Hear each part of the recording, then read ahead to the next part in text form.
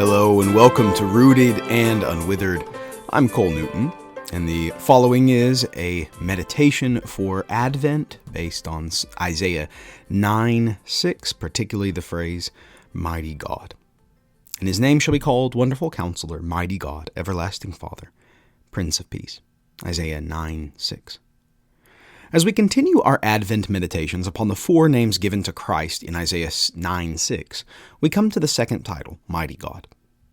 The Christ is not only wisdom made flesh, but he is also a king of might. This king, whose throne of peace and dominion will be established forever, will be a king of might and power.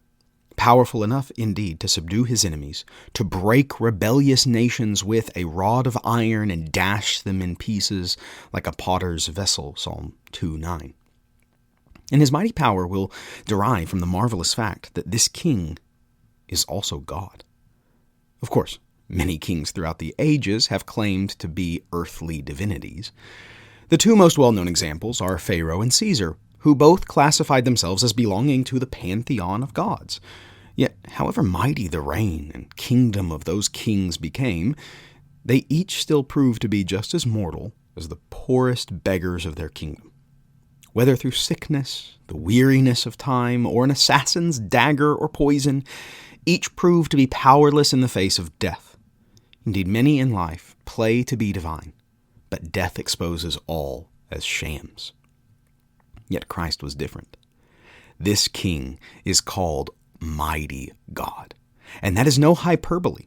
In chapter 7, Isaiah also predicted that the Christ's name would be Emmanuel, which means God with us. God was very much promising through the prophet a truly divine king in the person of Christ, and we believe this to be true of Jesus. Although Jesus did not come or conquer in ways that anyone anticipated, he walked this earth as a king hidden in plain sight among his people, and each day of his ministry he pushed back a little further the darkness, both spiritually and physically. And while he was certainly a king like no other, he proved his might and deity in the most spectacular battle in all of human history. Like all other kings, the Christ died. But unlike the rest, it was impossible for him to be held by the grave. He conquered the unconquerable foe of man, death itself. And now he sits alive at his Father's throne, ruling over all creation. And we wait with eager longing for the soon coming return of Christ, our mighty God. Thank you so much for listening. For more resources for knowing and loving God's Word, please visit bcnewton.co.